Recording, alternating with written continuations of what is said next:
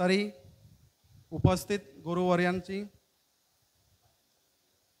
आपण आपले अनमोल शब्दांनी आम्हाला 30 वर्षानंतर पुन्हा एकदा प्रज्वलित करायचं आहे. आपले अनमोल शब्द आमच्या कानी पडण्यासाठी आम्ही आतुर आहोत. यासाठी मी आपणास विनंती करतो, दास मॅडम, आपण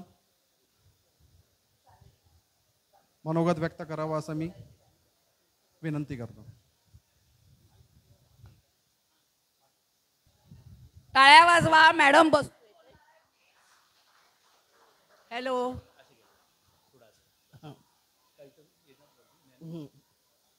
माझे शिक्षक मित्र मैत्रिणी आणि माझ्या विद्यार्थी मित्र हो, प्रथम मी माझ्या गुरूंचं नमन करते त्यांना आणि मग माझ्या मनोगताला सुरुवात करते. गुरुर्ब्रह्मा गुरुर्विष्णू गुरुर्देवो महेश्वरः गुरु साक्षात परब्रह्म तस्मै श्री गुरवे नमः. आज जवळजवळ 30 वर्षांनी आपली भेट होते आहे. या कलियुगात आपण नात्याची मोडकळीला आलेली अवस्था बघतो आहोत. रोज वर्तमानपत्रात वाचतोही. पण अजूनही गुरुशिष्यांचे पवित्र नाते आपल्या भारतात जपले जात आहे. कृतज्ञता जाणवते आहे. तुम्हाला 30 वर्षापूर्वी मी संस्कृत शिकवले आहे याची आठवण तुम्हाला आहे. याचे मला कौतुक वाटते आहे. अज्ञानतिमिरांधस्य ज्ञानांजन शलाकया चक्षुरुन्मीलितो येन तस्मै श्री गुरवे नमः. अज्ञानरूपी अंधकारात चाचपडणाऱ्या बालकाला ज्ञानरूपी काजळाच्या काडीने उघडणाऱ्या त्या गुरूंना माझा नमस्कार. मुलाचा पहिला गुरु आई, त्यानंतर वडील, शिक्षक आणि नंतर विविध प्रकारचे ज्ञान देणारे विविध गुरु आपल्याला जीवनात मिळतात आणि आपण त्यांचे ऋणीही राहतो. केवळ शिक्षकच आजन्म विद्यार्थी असतात असे नव्हे.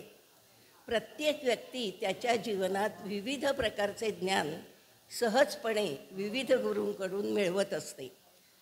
पूर्वी अक्षर ओळख नसलेल्या व्यक्तीला अडाणी समजले जाई, पण आता भोवताली विविध प्रकारची ज्ञानदालने उघडलेली असतात व अपरिहार्यपणे आपल्याला ती जाणून घ्यावीच लागतात.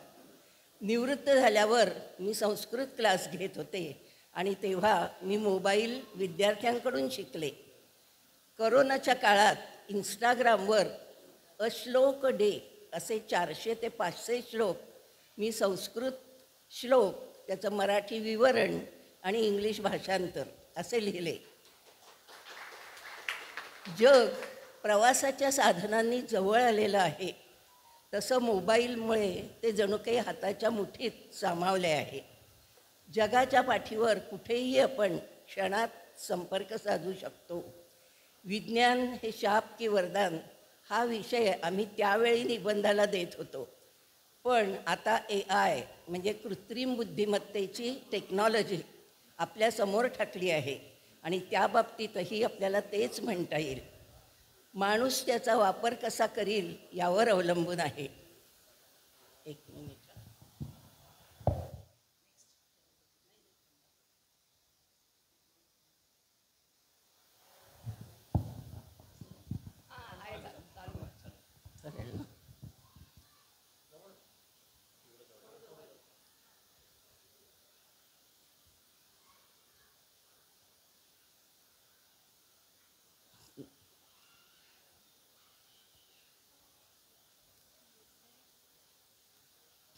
भारतीय संस्कृतीचे श्रेष्ठत्व हे येथे जाणवते.